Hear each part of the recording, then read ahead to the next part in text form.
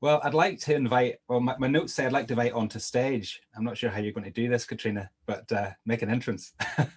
So Katrina Lambert, who's going to chair our next panel, focusing on the future of youth work. Now, Katrina is, well, I can do the short version. She's amazing, okay? But here's a longer version. Katrina has been an activist on gender equality, human rights, and youth voice since the age of 15. She has been involved in campaigns on issues from period poverty and gender-based violence to incorporation of the UN CRC into Scots law, and broke records as the youngest ever person ever to present evidence to the UN Committee Against Torture in Geneva last year. Katrina is currently the youngest trustee of national volunteering charity Volunteering Matters and an ambassador for the I Will campaign, promoting the importance of youth social action. She's been recognised for her work in the YWCA 30 Under 30 series and was awarded a Point of Light award from the Prime Minister earlier this year. Thank you, Katrina. You are doing amazing things, and you're going to chair a panel now, so over to you. Thank you for that introduction, Tim, and also if I can ask you to stick around on this metaphorical stage, because you are of course going to be one of our panel members. We have 4 panelists joining us. We've got a really exciting lineup, and I don't know about everyone else, but I'm really looking forward to just the next kind of half an hour or so of some, inspiration and kind of insights into what we think the future looks like for the kind of youth sector and young people as a whole. So our panelists, we have Bruce Adamson, the Children's Commissioner, who most of you will have probably heard this morning with his great presentation on how youth workers and young people can be human rights defenders. We then also have Lorna Forrest with us, who is the Head of Service Delivery and Improvement at SCVO and has a kind of lead role around employability in particular. We then also have Marion Allison with us, who is the Director of the CLD Standards Council. And then finally, we have Tim Frew, who we've all met, the CEO of YouthLink Scotland. So first of all, I'm going to kind of ask a few questions to the panelists. I'm going to get their answers, and then hopefully we'll have time for some kind of question and answers from you guys all in the audience as well. So if you can put them in the chat, we'll try and get round to them all. Obviously, this is a conversation that we could probably sit and have a 12-hour-long panel on discussing all the things there is, but unfortunately we do only have half an hour, so we'll try to get through as many of the questions as we can. So without kind of hesitating, I'm just going to jump into it. The first kind of question I'd like to put to all the panelists is, what does the future hold for youth work beyond 2020? So Lorna, am I all right to come to you first, just to put you on the spot there with the first question? Yeah, sure. Hi everybody, and thanks very much for inviting me along today. This is my first YouthLink conference, certainly won't be my last. I'm very privileged to be here today and slightly overwhelmed to be here with some fabulous speakers. And apologies to those who I appeared in breakout rooms there. I was quote unquote being chased by a 6'4" Fifer, Ali in YouthLink, who was trying to catch up with me. So apologies, I didn't say hello to those in the breakout rooms. For me, the future of youth work, at the moment, I'm looking at this through the lens of employability, really. And this is at both an operational and a policy level. So from an operational level, my passion is around the role the voluntary sector has to play in youth work and in employability. And how we can ensure that there's sufficient investment there. The voluntary sector has really galvanised since the COVID pandemic has happened, and it's the power of the voluntary sector and youth work needs to be recognised. So that for me is what I'm campaigning for. I oversee the Community Jobs Scotland team, who provide job placements for young people, particularly vulnerable young people. And I'm really keen that we don't lose some of the unique elements of that as we move into the government's No One Left Behind policy. And yes, also at a policy level, future of youth work, ensuring that youth work has that place at the table, really. And that's the table of the youth guarantee, the young person's guarantee, which will be launching tomorrow. The No One Left Behind service design, the element of using young people's voice in redesigning services and employability, and also on the ground as well through initiatives like Community Jobs Scotland, like Our Future Now, like the Employability Fund. Great, thank you, Lorna, for kicking us off with that. I'm going to just move along to who's next on my screen, which is Bruce. If you have any thoughts on what does the future of youth work hold beyond 2020? Thanks, Katrina. I said a lot of my thoughts this morning if people caught me, but I think the incorporation of the Convention on the Rights of the Child into domestic law is going to lead to significant change in the way that we understand children and young people's rights, and particularly around how young people's voices are involved in decision making. And again, Katrina, it's one of your quotes that we use very, very often in the office about making the table bigger and having a not just providing a seat at the table, but making the table bigger and getting a more diverse range of young people into decision making, I think is going to be significant. And also better understanding of the way in which we provide funding for taking a rights-based approach. I think those are really essential. The other thought that I've got is that, and I was speaking about it earlier, just how challenging things have been this year. And I had to leave this conference to go to another conference earlier this morning. And it was a meeting of the children's commissioners from Central Asia and some from Eastern Europe and the Caucasus. And we had some really good discussions there. And I was able to give the example of Katrina, you and EJ at the Committee Against Torture. And that was really inspiring. I also spoke about Ava, whose mum, Gemma, is one of the delegates here today, who came with me to the EU. At the age of 12 to give a really good speech for St Andrew's Day. And I think one of the things that young people in Scotland are doing really effectively is showing at a global level just how powerful those voices can be. And I think that that's starting to build some real momentum at an international level. And the use of digital technology, the ability to do some of this stuff without having to travel, I think is going to be one of the biggest things that we'll see change over the coming years as technology continues to change. And there's a real focus that we need to put on making sure that we use that really effectively to amplify children's voices, to allow young people to be more involved in decision making, to access information and to be a force for good. And so I think that's a really important thing, but also realizing that the stuff that happens in the real world is so important.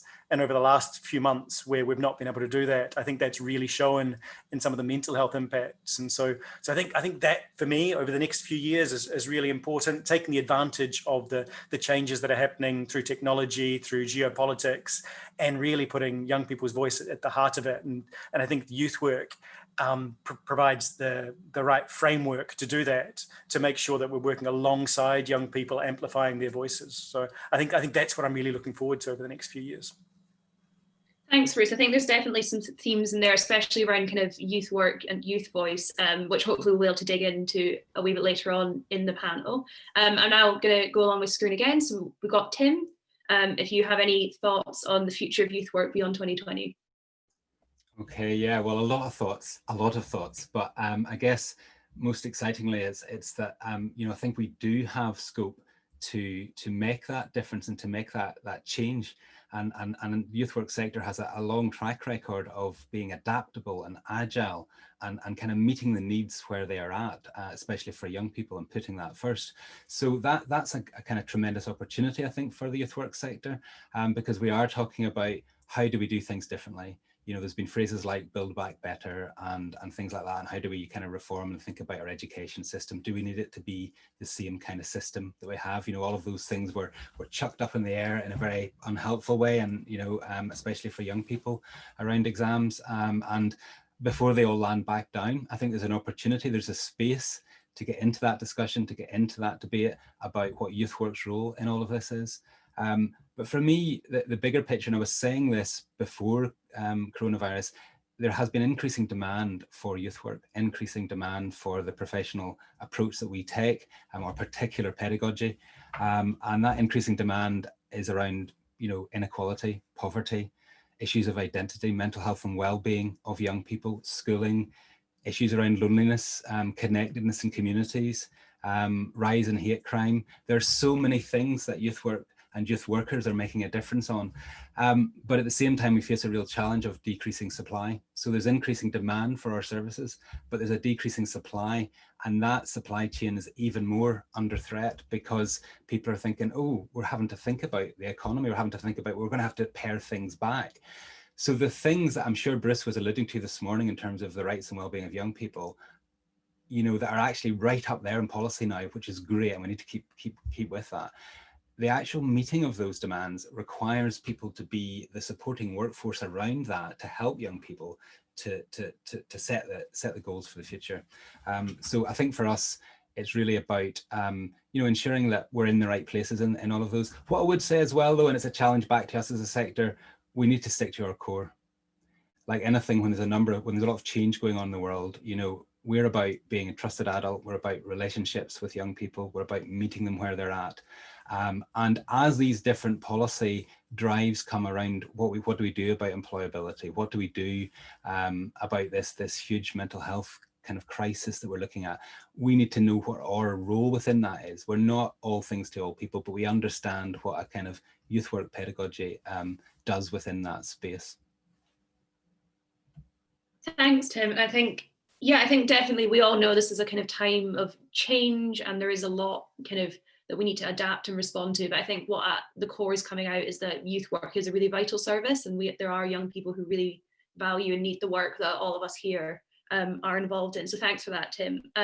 Now moving to our final person, Marion, have you got any thoughts on the future of youth work beyond 2020? I think in one word, I would say bright. I think the future of youth work in Scotland is bright, and I think every one of us who are virtually in this room today has the opportunity to make it happen. I don't think we need to argue for the case for youth work any longer. I think youth work is there. It's an integral part of Scottish society, whether that's in the education system, the voluntary system, and more what we've seen over the last 6 months is how we've responded and been agile in and across communities of all neighbourhoods and of all interests. So I think really the kind of argument for youth work is made. I think it's bright because we have the opportunity to absolutely build in that. I think the policy landscape has never been so good. I think the influence that we have got round about the policy landscape has never been so good. I think we have the opportunity to drive for some better and more resources. That's probably the biggest challenge that we have across the sector. And by that, I mean people. I was really privileged to take part in some of the funding applications that have been put forward recently. And what struck me was the number of organisations that are seeking to employ youth workers. So that's fantastic, because across the board, we do have an ageing workforce, believe it or not, in a youth work profession. Imagine having an ageing workforce. We need more young people coming into the profession. We need more young people being trained in those roles of leadership, of governance, of advocacy. And I noticed in the questions there that somebody said something about international work.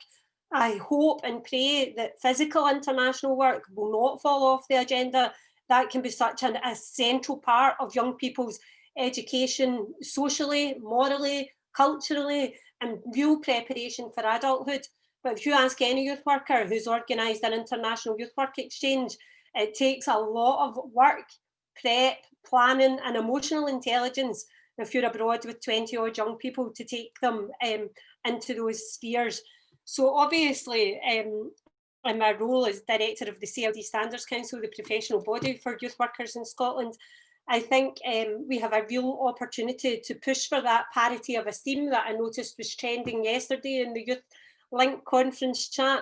We've demonstrated our worth, and I think it's really our opportunity to take that to the next level. And I think that galvanising and solidarity round about youth work issues is only going to propel us forward, Katrina.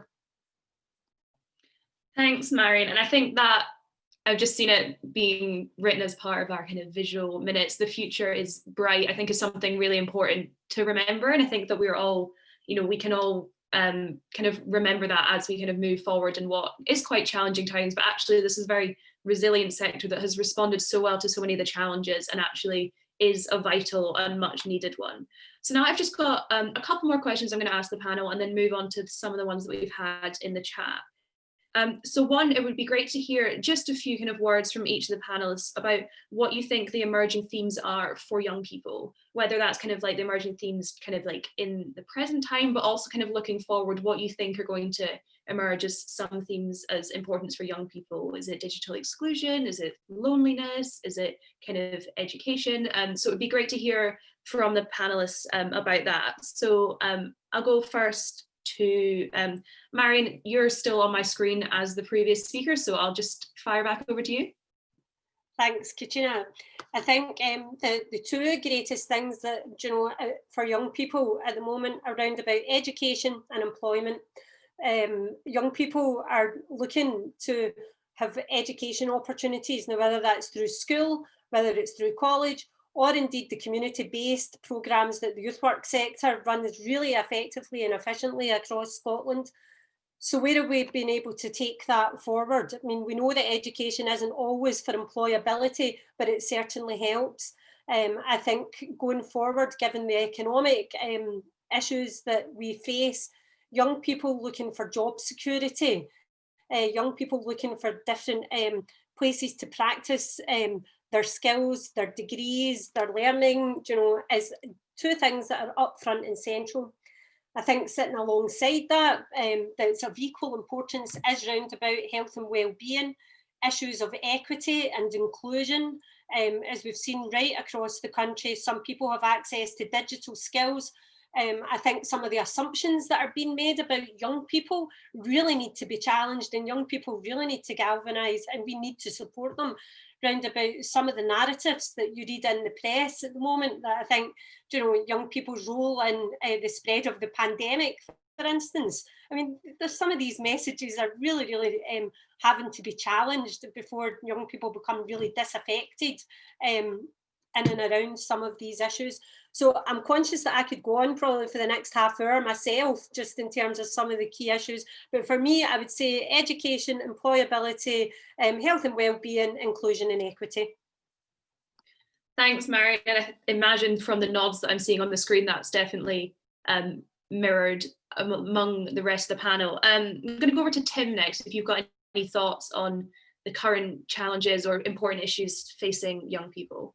I mean, I just want to concur with Marion in terms of some of the things that we've seen through the lockdown lowdown survey, and also through the research that we did to develop the youth work strategy. Many of the emerging themes around climate change as well, and you know, digital technology, around inequality, around inclusion, all of these things absolutely agree with.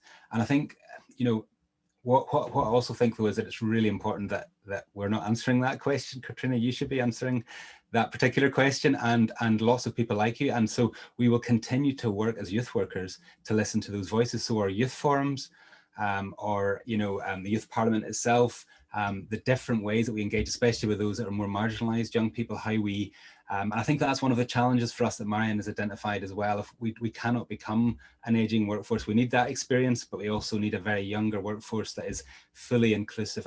And that's one of the reasons behind that, one of the frustrations, that's me going off tangent a bit, but is that, you know, there hasn't been that funding and investment in apprenticeships and kind of, you know, in trainee roles that take you into the kind of sector. So I think we really need some investment in that area, but we need to keep listening to young people.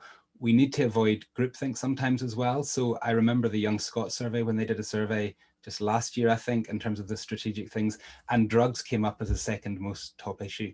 And sometimes when we're talking in general ways, we can forget the issues that are maybe affecting some young people at a particular given moment in time. And we need to kind of be always listening. That's a key aspect of what a youth worker's role is to listen, to make sure that young people's voices are getting heard in a range of different ways and different platforms.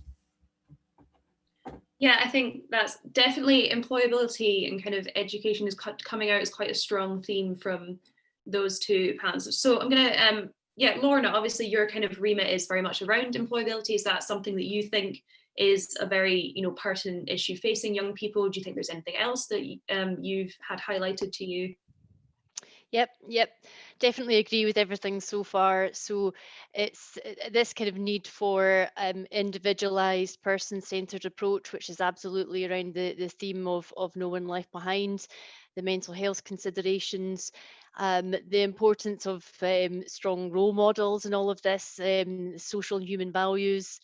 For me, what I'm doing in the employability space is trying to build partnerships in a response to that. So if that is a need to join up services or respond in a way to what's a non-linear journey for a young person, how do we get the people to work in connection with each other? There's a key area for me will be around a cohort of people that might slip through the gaps of future provision. So general universal provision that's out there, there's plenty of people. I think Inspiring Scotland said yesterday about 35,000 people they're worried about will slip through the cracks. These are young people furthest from the labour market. So what support and provision are we going to put in place to ensure that they don't remain at the back of what's now a much bigger queue in terms of getting jobs and getting support and employment support? So that's a key area for me. Thanks, Lorna. And then, so now I'm going to pass over to Bruce, and I think we've had some questions kind of come through in the chat and some which I kind of had some thoughts about as well, which I'm going to start you off with, though of course you can answer the kind of previous question as well, which is about these kind of issues that we've highlighted of importance to young people, whether that's kind of mental health or education, employability. How do we, and like how does the youth work sector support young people to make sure they're at the heart of responding to those issues and they're at the heart of shaping what the future of youth work looks like? And I'll let some of the other panelists come in after Bruce as well on that. Yeah, thanks. And I think the others have covered the previous point really well. I think one of the things that, or the two things that come through consistently with children, kind of young people, that I work up to 18 primarily and then to 21 for care experience, that poverty just cuts through absolutely everything in all of our communities, and it links strongly in with that the employability and education, but it has also strong links in criminal justice and everywhere else. And I think that for me is probably the most shocking thing, is that we live in this rich country and we still haven't changed our systems to address the endemic poverty that we have that's affecting so many of our young people. And that has lifelong consequences, not just in terms of education and employability, but particularly in terms of physical and mental health as well, and links with criminal justice. And so one of the really important things to answer the question is that it's not just about, and others have said this, not just about getting young people properly recognised, it's recognising that young people aren't an homogenous group, that we've got massive diversity, and it's about making sure that all voices, so Black young people of colour, across the different socioeconomic experience, disabled children and young people often missed out, care experience, we've been doing a lot recently, things like insecure immigration status, just so many different groups of children and young people, and then individuals within those groups. And I think that's really important, is that we have to get a lot more voices in, and I think that is a bit of a challenge. I think technology can take us so far, but I think it's about building up an understanding that if you're a decision maker, you've got an obligation to consult, engage, and go further than that, to work with, co-produce with the people that are affected by your decisions. And I think that it's a fundamental shift in the way that we make decisions at all levels is what's needed. And I think youth work's incredibly well placed to do that, because you've got the skills to actually show that it works. And I think that for a lot of decision makers, there's a growing understanding they need to involve children and young people, but struggling to know how to do it. And I think one of the things that youth work does incredibly well is creates those spaces where young people can express their opinion in ways that work for them. And getting decision makers to come to that is where we need to be, seeing that it works. And so many times over the last 3 years since I've had this role, I've seen that really effectively. I've seen it at the UN with your work, Katrina. I've seen it in the Parliament, but I've seen it at local authority level. I've seen it at community level, where decision makers aren't convinced when they walk in the door, but only through that kind of the environment that's created, starting to understand that actually this isn't some kind of tokenistic exercise. It's not even for kind of human rights reasons. You are going to make better decisions and more legitimate decisions by actually involving young people. And I think that opportunity that we've got at the moment, where people are starting to understand that they need to do it, but aren't really sure how, that's the big gap. And I think if we can get investment and support in, there's huge potential there. And one last kind of point, I suppose, on the age thing, which again was interesting because of the other conference I was doing today, is that Scotland and Northern Europe generally is totally out of step with the rest of the world in terms of our demographics. We've got this aging population. So many of the countries in the world have got very, very young populations, some with 50, 60, 70% of their populations being young people, and they're starting to come through in kind of leading things as well. And so I think Scotland really has to wake up to that, is that even though the democratic power still rests with the older demographics, that's going to change over time, but also it's out of step with where the world is. And so lots of really good practice coming through internationally, and Scotland's incredibly well placed to be leading on that, but also learning from other people too. Great, thank you, Bruce. And then actually picking up on that, the kind of things you were saying there about, involving young people in decisions, that kind of element of co-decision. We've had a question come in the chat. Can't remember who it came from. Zoom chats are a bit of a crazy thing to navigate sometimes, but asking about how we can amplify the voices of young people who are not at school, so those who have left school and aren't maybe necessarily in that formal education structure. So I'm going to come to Lorna for this question, if you have any thoughts on how best we can amplify the voices of these young people. Yep, sure. So at a delivery level, so we've got a good example of how that's working right now with Community Jobs Scotland, and that some of our young people are sitting directly on lived experience panels, helping to design No One Left Behind and the future of No One Left Behind. So examples of as Bruce says, bringing together young people with decision makers to make things happen in a positive way is absolutely a good model to work. So that's an example from CGS. I don't know, for those that didn't attend the employability workshop earlier on, I'd really recommend that you watch it back if that's possible on YouTube, because there was lots of discussion there about ensuring youth voice is heard, and that's through the Youth Employment Group, which is stemmed from the Third Sector Employability Forum. So there are groups and forums in existence right now where absolutely the young person's voice is being heard, and not in a tokenistic way. Sitting on the Young Person Guarantee group, I see that coming through loud and clear. So it's tapping into those networks and those mechanisms, really. Klaus talked a bit about it earlier on as well, in terms of the formal education side, but that's a bit about the post-school side of things.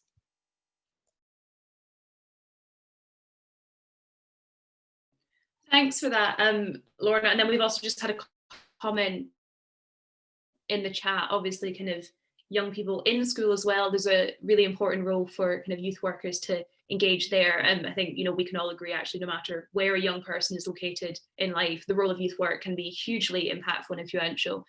But yeah, thanks, Lorna, for those kind of thoughts on specifically young people who, aren't in that school environment. And now I'm going to move on to a kind of another question that we got out of the chat, which is, I'm going to broaden it slightly. So it was specifically about kind of like international youth work, given the rise of kind of digital upskilling. But I'm going to pass this over to Marion, because you kind of mentioned it in your answer earlier, but also ask you a bit more broadly about what you think the role of kind of digital services are going to play in the future of youth work, both in terms of international youth work, but how you think that's going to change, or what you think the opportunities are there. I think in terms of international and digital, again, the world is an oyster, and it's not when it happens, it's happening now. Tim and I had a really interesting conversation about digital youth work and how actually it's been on the agenda, particularly YouthLink Scotland have been leading that, I would say, for the last 10 years. So digital youth work really isn't such a thing in terms of newness. And I think we demonstrated our agility and where we were at when the pandemic hit. It was quite interesting to watch colleagues from other sectors across Scotland scramble to pull together digital online learning sessions to deliver learning programs, even things like quizzes, that we all had Zoom fatigue over doing quizzes for a fashion, but proper learning programs, employability programs. We were all, youth workers, able to deliver, design, deliver, evaluate and assess these learning programs, online. I think some of the issues is that that's not uniform across the country or across the sector, with some people being more comfortable than not. In terms of international youth work, I think it's about building on those platforms, and as I said, taking that to the next level. I think it's more important now than ever that we keep and maintain our contacts across Europe. And I think that's going to become even more important as the impact of Brexit rolls out, particularly in and around some of the employability things that we talked, but also that opportunity to watch how different societies cohere and challenge different issues, different environmental issues, things that are impacting upon the whole world. And I think for me, the one word that I've not said today that really I should have, because it's what really inspired me to become a youth worker all those years ago, was about fun. And it is really about fun. And there's always something about international work that has always been fun, whether that's been about trying different foods, being really bad at trying to speak different languages, whatever, experiencing different weather conditions, all of these things that happen that broaden your mind when you're dealing with international aspects of youth work. I think the opportunity, as a practitioner, to look at how other countries support their youth workers, what professional training programmes are there abroad, and what could we learn? I mean, often in Scotland, we are lauded for having one of the best youth work sector in the world, professional, because of the way that we've got things supported, but it's often not underpinned with some of the resources that we need. And I think that'd be interesting to look at that from a more international perspective. I think Bruce has really quite clearly outlined the roles in terms of the United Nations, and just to engage further with that global south, because I think it's really important that we look at some of the research and some of the findings, for example, what's happened in New Zealand, what's happened in Australia, how young people coalesced around some of these issues, of environment, of the pandemic. And again, that would go for the workforce. So just to kind of sum up, again, my two key words are bright and opportunistic, and we're building on what we know. Thanks, Marion. We're kind of getting towards the end, so I'm going to ask one more question, and then I'm going to give you some advance warning. We're going to 3 words from each of your panels to sum up your thoughts on what the future holds for youth work beyond 2020, what you've kind of learned from this discussion here. So you've got a few minutes to think while we ask this last question, and then I'm going to want the answers quick and speedy, no double barrel words, 3 words. We'll be keeping an eye out. But the final question I just want to address is one that we got in the chat to do with outdoor youth work. So Tim, I'm going to come to this on you. So we're obviously talking just now about the important digital youth work, but I think also what's been highlighted over the course of lockdown, especially when we were all, only allowed out of our houses, a few times a day or a week, actually the importance of outdoor learning. So just if you had any kind of thoughts that you could share, some quite, hopefully brief thoughts. I know this is a big topic, but on, especially with the incorporation of UNCRC coming up, the role of outdoor spaces and youth work in that particular area. Right, I'll try and be very brief. And I guess the point is that, and Marion touched on it, youth work meets young people where they're at. And we have proven once again through this crisis that that's what we've done. So although, yes, people were developing digital stuff, about 44% of people that came to our digital summit hadn't done it before, but they were doing it because they made it happen. They got around the barriers to make it happen, and they campaigned strongly for to address digital poverty. So digital, and you've mentioned outdoor as well, and detached work in streets as well. There's a lot of that going on, a lot still going on, but we also want indoor work. So in terms of outdoor centres and outdoor learning, you've mentioned rights. Bruce is the man for all of that, but the point is, it's about education, it's about play. We've already mentioned fun.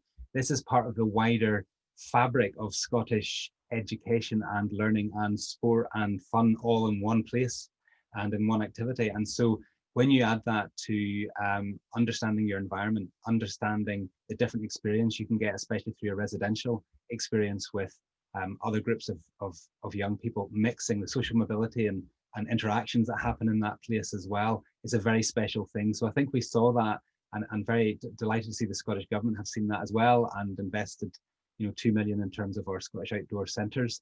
I think there's more to do. We need to kind of support that sector strongly, because I think it's part of the very fabric of that offer, and we don't want a diminished return for young people. We actually need it to be bigger and better than what it was in terms of the offer for young people in education, especially for young people who are disadvantaged, are facing poverty, and need to have that opportunity, just like everybody else can have that opportunity in Scotland.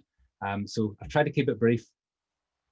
Lots more I'd like to say. Yeah, no, great, thank you. We now have 3 minutes left. I've been told that this conference has been running to time, so I'm determined not to be the one person that makes it run behind. So Lorna, what are your 3 words to sum up youth work, future of youth work beyond 2020? Okay, my 3 words are voice, partnerships, and resilience. Am I allowed to say any more? Probably not. I'll have to stop there and hand over. No, that was brilliant, great 3 words. Bruce, over to you. What are your 3 words? Rights, participation, and fun. I've stolen Marion's. Okay, throwing over to Marion now. What are your, you've been dropping a few throughout the panel already, but let's hear them. Investment, leadership, and exciting. Ooh, nice there. And Tim, finally your 3 words. Resource, reimagine, and belonging. Great, and then I'm going to give you my kind of 3, just to sum up this particular panel session. 1, I think positive. I think it was really great. I feel very energized kind of thinking about the future of the youth work sector, having listened to this, which is really great given the kind of times we're living in.